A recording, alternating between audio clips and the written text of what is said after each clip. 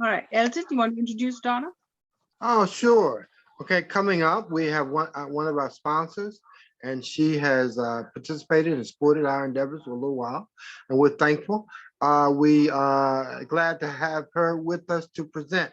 She's a representative of Mutual of Omaha, Donna Ford. Thanks, Donna.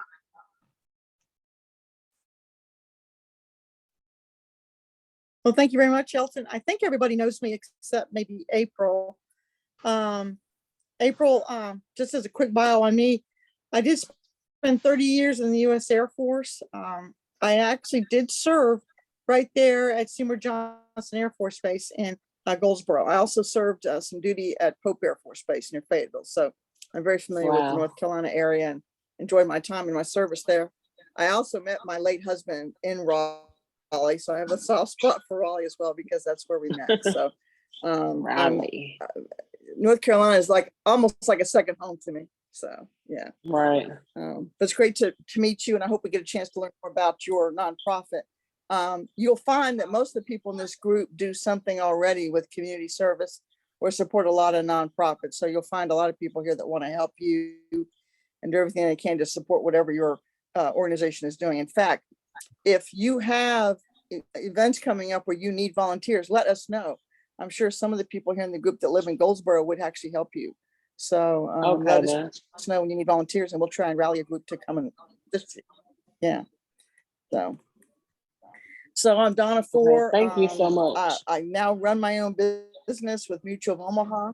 You're welcome. Thank you, April. I'm so glad you came tonight. It's great to have you. I'm glad too. I do provide more than just life insurance. Mutual of Omaha is a full financial services company.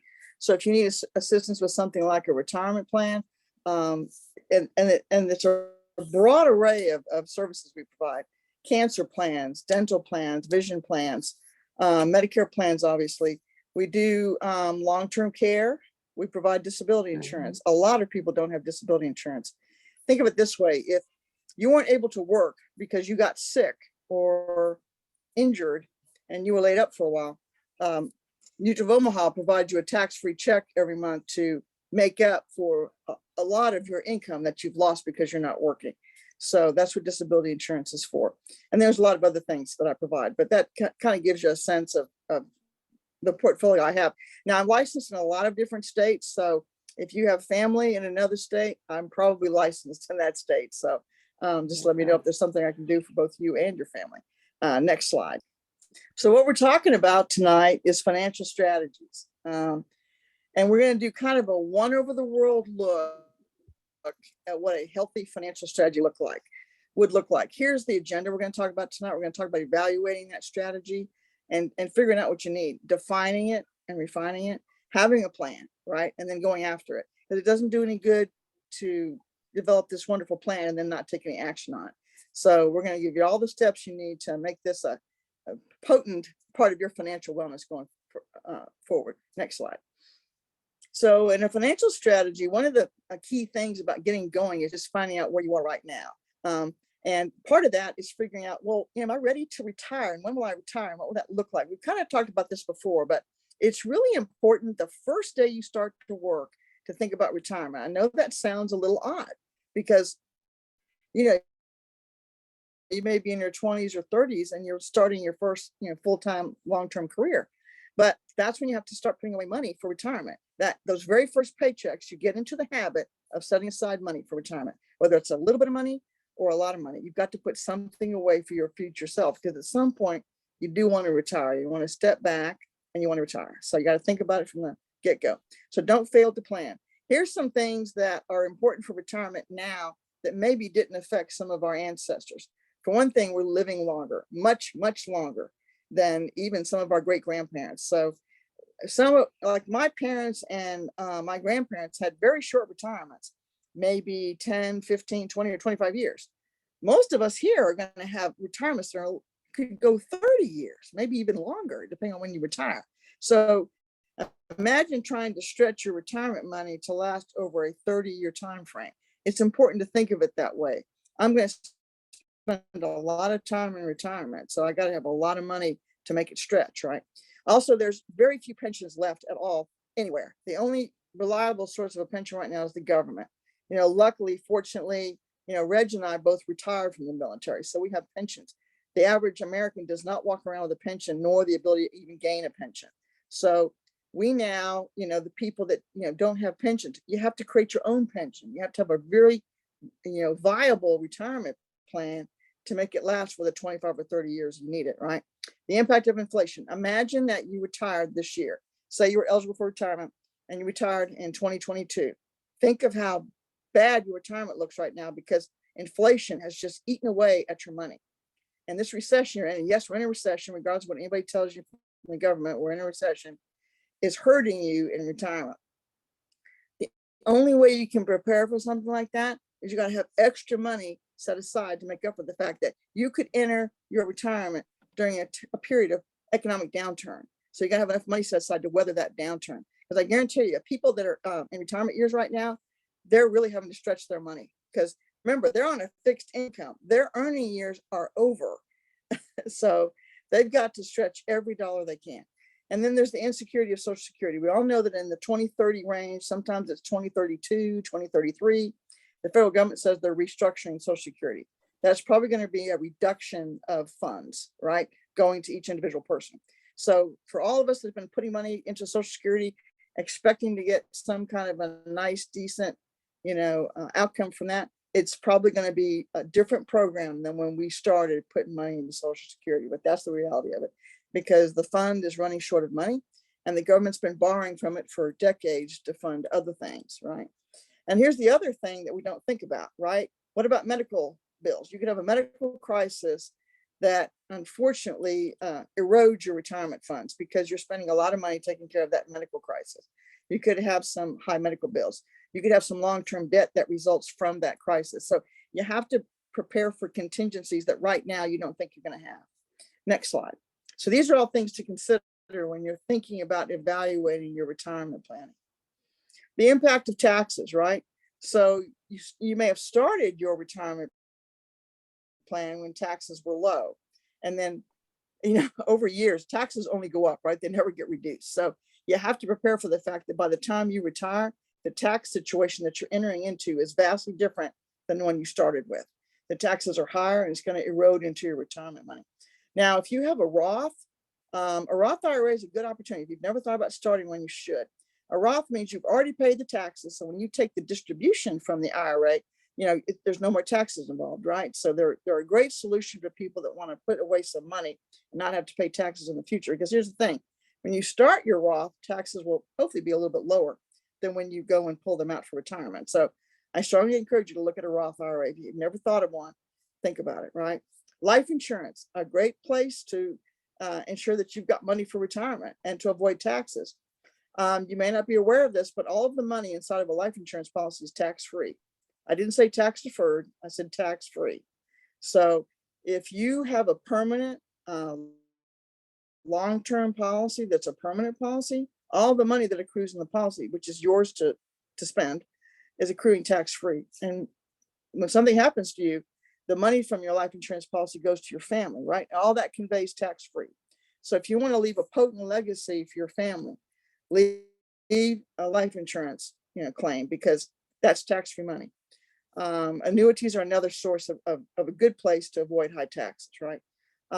Business, another thing you need to think about is your business expenses from taxes, right?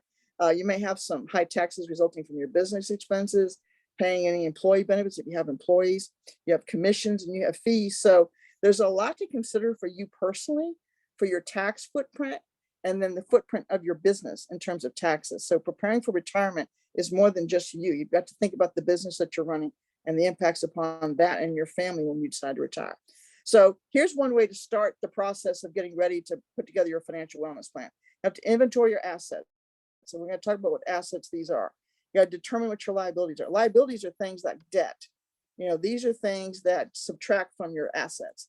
And you got to discover your net worth. So if you take your total amount of assets, that's things like home and property, that kind of stuff, you subtract your debt. That gives you a net worth. It's important to know that number, because that number is important for you to know as you're getting ready for retirement. What is my net worth? As I approach retirement, I want to make sure I've got a good, potent portfolio put together to enable me to retire. knowing your net worth is part of that. So next slide. So these are all just things for you to think about as you're putting together your financial wellness plan. Here's what we were talking about assets and liabilities. So the left-hand side are your assets, which are in green, which is good. The right-hand side looks either orange or red to you, and that's your debt, right? These are all the things that are going to affect the worth of those assets, right? Assets are cash, your salary, your income, mutual funds, stocks, bonds, again, life insurance. Your retirement plan itself is an asset. If you have an IRA, a 401k, a Roth, a 403b, a Kehoe plan, a SEP, those are all considered to be an asset, right? Real estate, tangible real estate property, right? Your home, a vacation home, any of those tangible assets, a boat is an asset, right? Liabilities, this is anything you owe to somebody, right? Whether it's short-term debt or long-term debt. It could be car loans, it could be credit cards, it could be your mortgage, it could be student loans. These are all the things that affect your retirement because you've still got debt to pay off, right? So your retirement's going to look a little wobbly if you're still paying off a lot of debt when you enter your retirement. Next slide. Again, these are all just tools for you to think about as you're putting together your financial wellness plan. And if anybody wants to put together a plan with me, I'm happy to do that. Next slide. So we've been talking a little bit about evaluating. So now you've got a kind of a rudimentary idea of what you have, right? You've taken some stock of what your assets and your liabilities are. Now we need to start thinking about defining the plan. Go back one, Carl. So when you're talking about defining the plan and a way to get started on the definition of the plan, you need to take a stock of your goals and your objectives. So what are your goals for your short-term and your long-term financial wellness, right? Well, for a lot of people, you've got to get your kids through college, and you don't want to go into a lot of debt to do that. You want to enjoy your retirement, so you want to plan for that and be ready for it. You want to leave an inheritance. For a lot of people, these are top financial goals. You will have other ones, right? Your goals may be, you might want to retire and live in another state, live at the beach or live in the mountains or live on an island, who knows? But you have to figure out, where do I want to be and what's the path to get there? Unless you know where you're going, you're not going to have a good plan to get there. What will it take to pursue your plans? You need to develop your plan. I recommend you use a professional, right? You can start the process of doing your inventory, but use a professional to help you actually define the plan and get it implemented. You need to implement the plan and don't procrastinate. The longer you wait to have a plan put in place, the harder it is to get it accomplished later down the road. Stay focused on where you want to be. It's like anything else you do in life. If you approach it with rigor and you stick to the plan, it'll provide some income for you later down the road. But if you don't, implement the plan and stick to it, then you're going to have some issues in retirement. You need to monitor your progress from time to time. You need to sit down with your advisor, hopefully me, and take stock of where you're at and determine, hey, did the original plan change? Have my goals changed now that my kids are out of college, or I've got a new job, or I now want to retire at a different place? Maybe we should sit down and do a new plan, or at least strongly revise the old one. So I can help you do that, right? But you have to be disciplined and you have to manage your risk. Risk to your retirement, we've already talked about, but there's other risks too, right? And then there's also making some adjustments. And it's not a problem to adjust a plan. Just make sure you review it occasionally. Next slide. So again, these are just things for you to think about as you're putting together your wellness plan. And one of the problems that a lot of people encounter on their way to financial wellness is, having a realistic goal about how to manage debt, right? Debt is a big problem for Americans. In fact, a lot of people are going into bankruptcy just over medical bills. So that's why I made medical bills a red item on that one slide, because it's really hurting people, right? And you need to take stock of how you're spending your money. I would encourage everybody on the call, if you're concerned about your debt, take a calendar, and whether it's virtual or paper, and mark down your daily expenses, right? Everything you're spending money on, your utilities, your food, going out to eat, stuff for the kids at school, your clothing, anything that you're purchasing, whether it's big or small. Just take an inventory of it daily and look at the end of the month with how you're spending your money. You may see some areas where you could economize. Like, say you're spending, quite a bit of money eating out. You could say, well, I could actually cook at home more. I don't have to always eat out or grab some fast food on the way home. There's areas where you could improve upon your spending. The latest high-tech gadget. I know it's popular to buy the latest iPhone as soon as it's released, but you might want to just use your old phone for a little while longer until you can afford the next best thing. Then think about this. The things that you're giving up or that you're reducing your spending on, think about the fact that you're developing a debt-free plan for yourself. It's not that you're denying yourself something, it's you're enabling yourself to be debt-free someday. And that's a potent goal, right? To be debt-free. And you avoid that cycle of debt where one piece of debt kind of leads to another piece of debt. You're borrowing against one credit card to pay off another, and just gets kind of, it spirals out of control. So rather than do that, we can get you on the path to wellness. Next slide. So I'm just giving you some ideas here of things that can hopefully be part of your plan. And hopefully part of the plan is being debt-free. So investing, a lot of people ask me about investing, and there's nothing wrong with being in the stock market right now, by the way. It's actually a good time to be in the stock market. I know that sounds a little strange, but a lot of stocks now are reduced because of the way the economy is behaving. So if you're someone who does routinely do investing in the stock market, it's not a bad idea to buy stocks while they're at a lower price, kind of on sale, so to speak.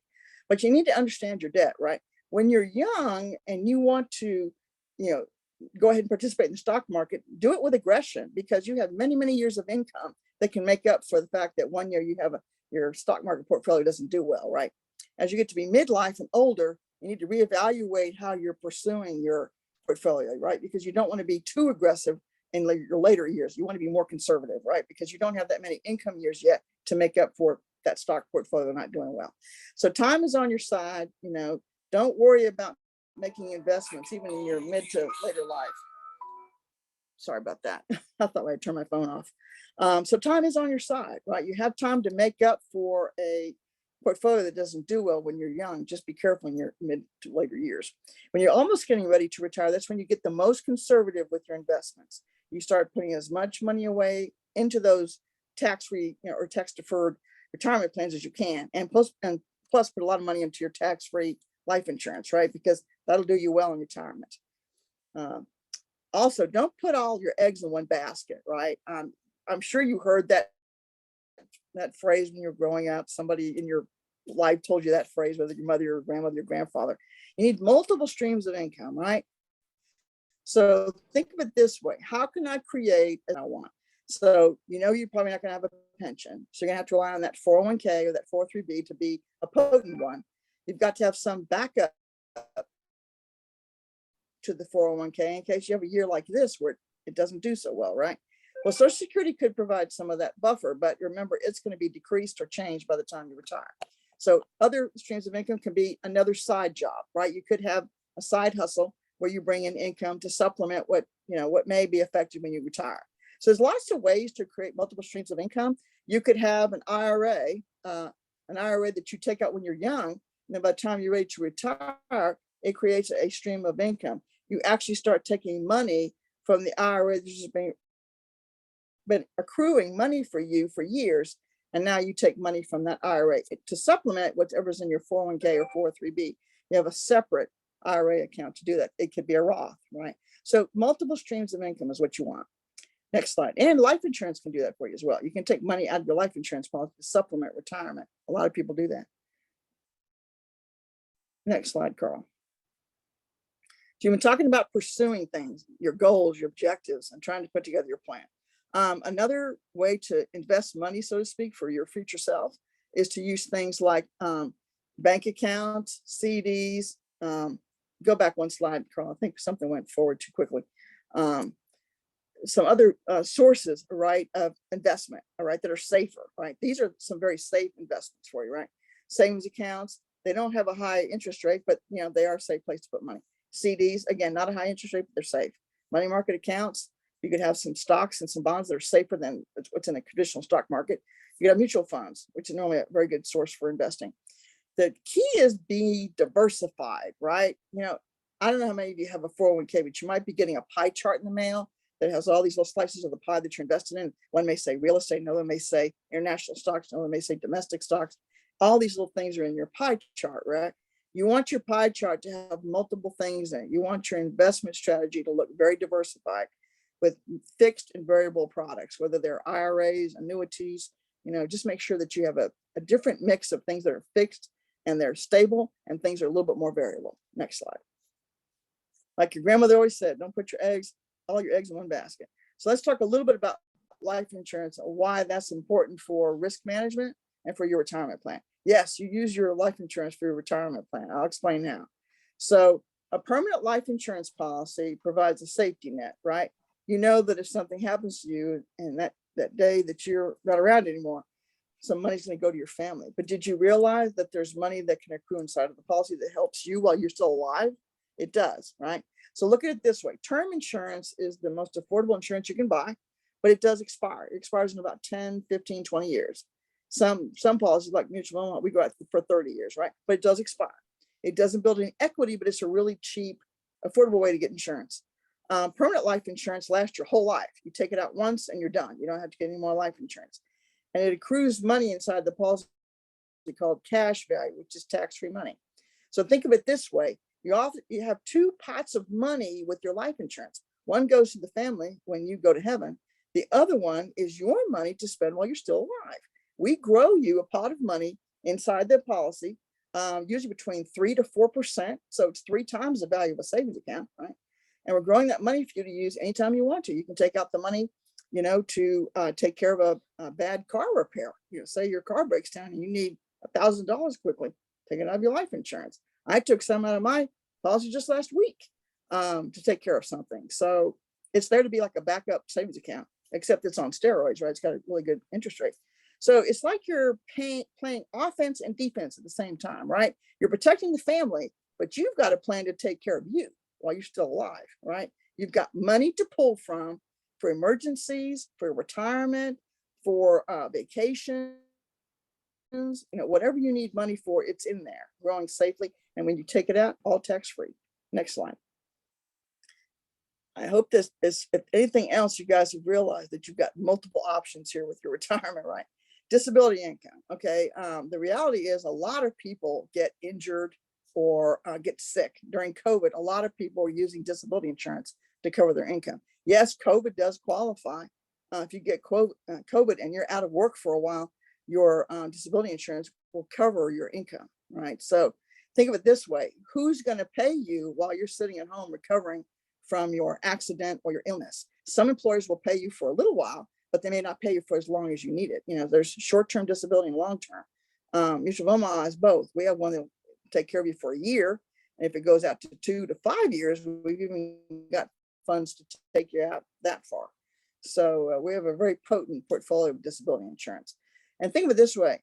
When you were looking at assets earlier, remember the slide did say income on it? So your income is a big asset.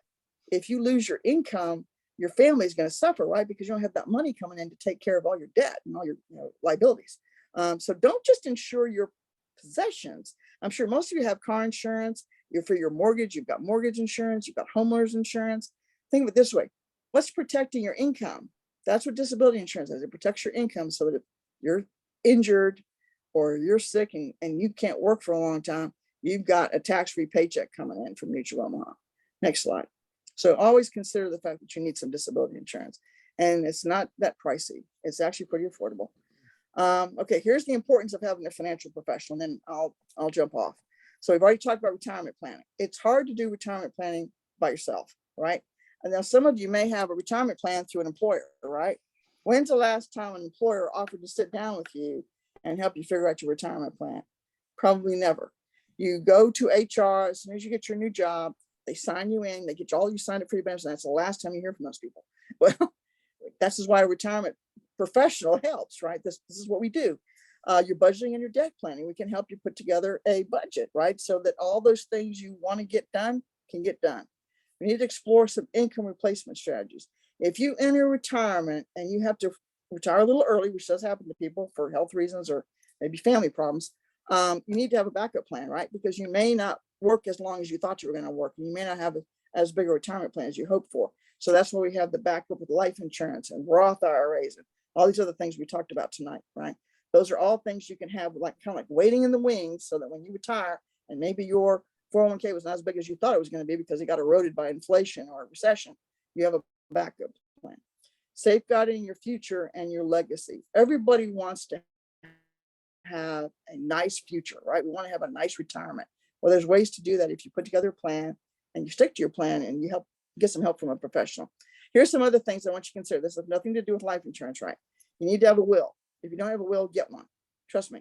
When my husband passed away, he didn't have a will, and I had to enter something nasty called the probate process. Please don't do that to your loved ones. It's expensive, it takes time, and it's agonizing. So trust me, spend the $300 it might cost to get a will, either online or at a lawyer's office, and just get it done. It's so important you do that. For some of you, you probably need an estate plan. Now, let me emphasize why estate plans are almost as good as wills. Wills can be contested. At the time of your death, your family could contest a will and it would tie it up in the court for a long time. Estate plans can be contested, but typically are not. Estate plans have a lot more rigor than a will.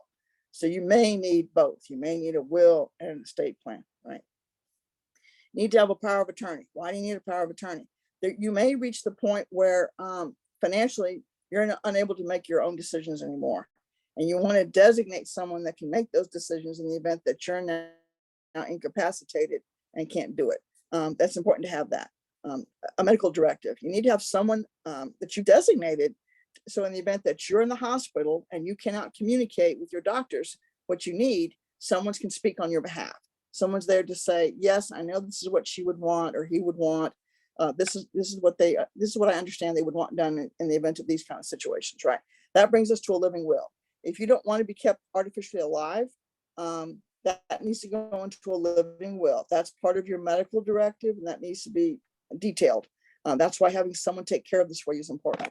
Another important thing, this has happened when my husband died, so I'm the perfect example of why this is so important. When he passed away, I didn't think to ask him, like, what are your passwords for your accounts, and what accounts do you have, and is there a list of your account numbers, and who should I call if you pass away? So we don't think about these things, but when you pass away, someone needs to go to all of those places and conduct business for you, right? Because you're no longer around. So keeping a detailed list of your account numbers, your passwords, in case somebody has to access your accounts. Birth certificates need to be organized, marriage certificates, adoption records, divorce papers. All these need to be in one binder where someone can literally pick those things up and carry on for you in the event that, you know, you're either incapacitated through illness or you're not around anymore. So these are just some important considerations that all of us should think about, okay? And I hope that you've enjoyed tonight's presentation, and I'll entertain any questions. Anybody have a question?